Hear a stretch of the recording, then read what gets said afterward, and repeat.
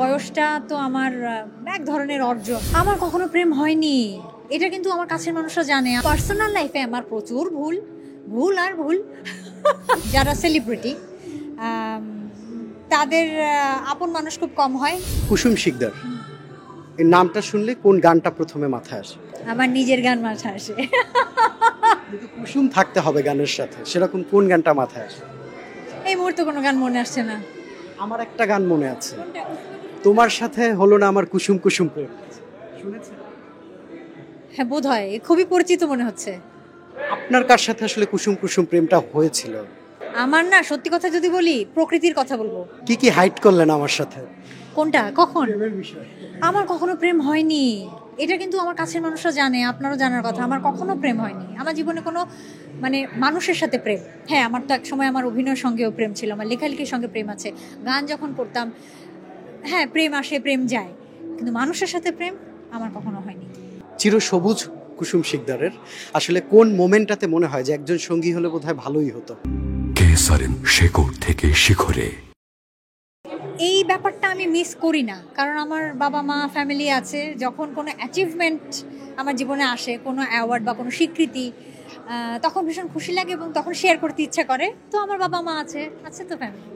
কোন জায়গায় নিজেকে খুব মুডি মনে হয়, ডিরেক্টর হিসেবে না অভিনেত্রী হিসেবে? মুডি এই জিনিস আমার হবে না, এই জিনিস আমার নাই, এটা আমি বুঝিও না, পারিও না। কেউ কি কখনো বলেছে যে কুসুম শিকদারের খুব ভাব নিয়ে চলে, খুব মুডি ক্যারেক্টার? না, এরকম কখনো শুনিনি, কিন্তু আমাদের সময়ে শুটিংয়ের ফ্যাসিলিটিস অনেক আরও খারাপ ছিল। আমি যখন আউটডোরে কাজ করতাম ঢাকার বাইরে মূলত, তখন আমি ফ্রি টাইমগুলোতে, যখন হয়তো আমার শুটিং নাই, সিকোয়েন্স নাই, অন্যদের কাজ হচ্ছে, আমি ফ্রি, আধা ঘন্টা বা 1 ঘন্টা ফ্রি বা লাঞ্চ ব্রেক, তখন আমি আমার গাড়িতে বসে স্ক্রিপ্ট পড়তাম বা হয়তো একটু রেস্ট নিতাম, গান শুনতাম। তখন অনেকে আমার কোয়ার্টিস্টরা বলতো যে কুসুম মেকআপ রুমে আসে না, আলাদা থাকে। বাট এটা আসলে মুড বা আলাদা থাকার বিষয় না, এটা হচ্ছে আমি তখন একটু রেস্ট নিতে চাইতাম, এই তো। যখন বয়সের সংখ্যার সাথে গ্লেমারটা নিয়ে একটা সুপার কমপ্লিমেন্ট দেয় ইয়াংরা, তখন কি ব্লাশিং করেন কি? হ্যাঁ, আমার ভালো লাগে, কিন্তু আপনি জানেন যে আমি কিন্তু বয়স লুকাই না, আমি সব সময় আমার অরিজিনাল বয়স বলি। তো সেক্ষেত্রে আমার মনে হয় যে আমার বয়সটা তো আমার এক ধরনের অর্জন, তাই না? কারণ বয়সের সাথে সাথে আমার সমস্ত প্রাপ্তি এসছে জীবনে। তো আমি এনজয় করি। হ্যাঁ, মানুষ যখন কমপ্লিমেন্ট দেয়, হ্যাঁ আমি এনজয় করি। কখনো কি এই যে একটা লং জার্নিতে মনে হয়েছে জীবনে আমার অনেকগুলো ভুল সিদ্ধান্ত ছিল? প্রফেশনাল লাইফে আমার তেমন কোনো ভুল সিদ্ধান্ত নাই। প্রফেশনাল লাইফ আলহামদুলিল্লাহ, মাশাআল্লাহ, আমার মনে হয় গড গিফটেড। পার্সোনাল লাইফে আমার প্রচুর ভুল আর ভুল। কিন্তু আমার মনে হয় যে ভুল না থাকলে আসলে মানুষ উন্নতি করতে পারে না, ভুল থেকেই শিখে।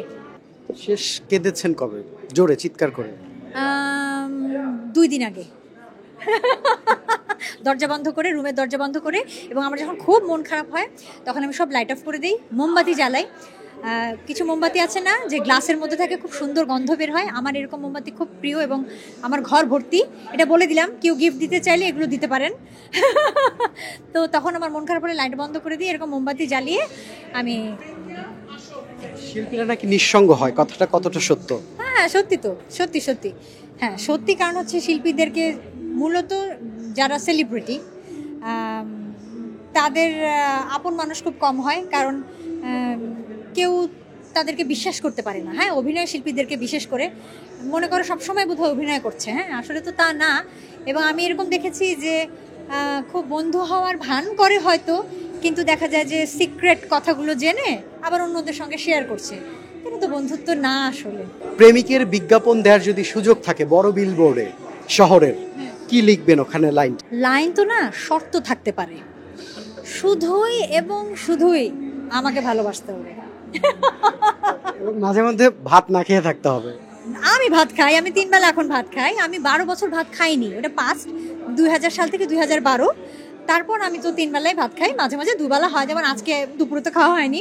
কিন্তু আমি অবল একটা ভেজিটেরিয়ান, আমি মাছ মাংস জেনারেলি খাই না।